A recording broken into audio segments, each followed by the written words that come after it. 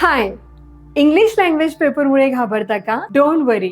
आज आपण MPSC combined group B आणि C च्या इंग्रजी विषयाची तयारी कशी करायची ते बघणार आहोत. हा व्हिडिओ स्पेशली त्यांच्यासाठी आहे जे इंग्लिश विषयाला घाबरतात किंवा जे मराठी मीडियम मधून आले असतील. पण डोंट वरी, योग्य मार्गदर्शन आणि सरावाने तुम्ही हा पेपर नक्कीच चांगल्या मार्काने क्रॅक करू शकता. सो सर्वात आधी आयोगाने सिलेबस दिला आहे त्यानुसार सुरुवात करूया.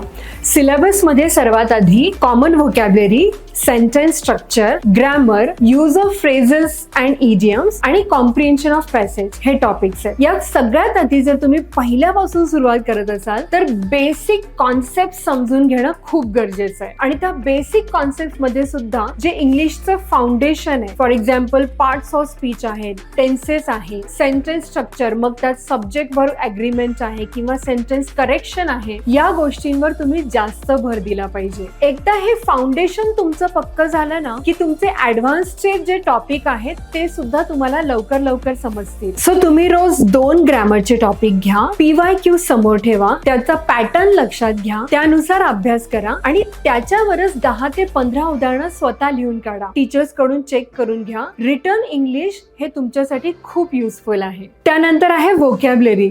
व्होकॅब्युलरी मध्ये रोज 5 नवीन शब्द शिका, त्यावर स्वतः वाक्य तयार करून बघा. व्होकॅब्युलरी वाचत असताना ती नोट करून घ्या, त्याचे नोट्स बनवा आणि त्याची रिव्हिजन करत राहणं फार गरजेचं आहे. त्यानंतर फ्रेझल वर्ब्स आणि इडियम्स सुद्धा महत्वाचे आहेत. रोज 5 फ्रेझल वर्ब्स आणि इडियम्स जर तुम्ही लिहून त्यांचा सराव केला, रिव्हिजन केला तर ते तुमच्या इझिली लक्षात राहतील. सो आपल्या टेलिग्राम चॅनलवर काही इडियम्स जे फ्रिक्वेंटली आस्क्ड इडियम्स आहेत, महत्वाच्या इडियम्स मराठी अर्थासहित आणि एक्झाम्पल सहित दिलेले आहेत.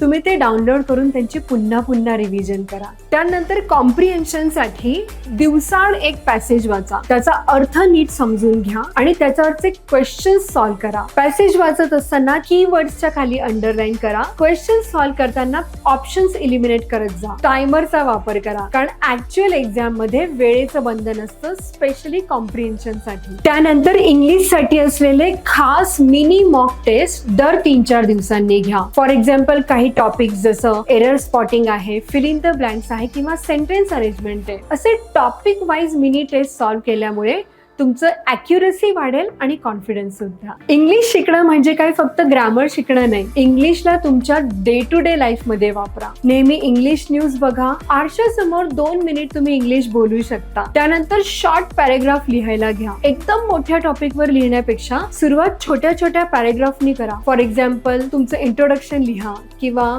तुमचं डेली रुटीन लिहून काढा. त्यामुळे तुमची भीती कमी होईल आणि आत्मविश्वास वाढायला सुरुवात होईल. लँग्वेज ही हॅबिट असते आणि ती प्रॅक्टिसने बिल्ड होते. चला तर मग पटकन रिवाइज करूया. सर्वात आधी सिलेबस नीट समजून घ्या. ग्रामरवर स्ट्रॉंग फाउंडेशन तयार करा. व्होकॅब्युलरी रोज वाढवा. कॉम्प्रिहेन्शनचा नियमित सराव करा. भरपूर PYQs आणि मॉक टेस्ट सॉल्व्ह करा आणि सर्वात महत्वाचं म्हणजे इंग्लिशला दररोज तुमच्या रुटीन मध्ये घ्या. तुम्हाला काही डाऊट्स आहेत का? मला नक्की कॉमेंट सेक्शन मध्ये सांगा. हा व्हिडिओ तुमच्या फ्रेंड सोबत शेअर करा आणि अशाच काही MPSC इंग्लिशच्या टिप्ससाठी चॅनलला सबस्क्राईब करा. Bye bye. थँक्यू.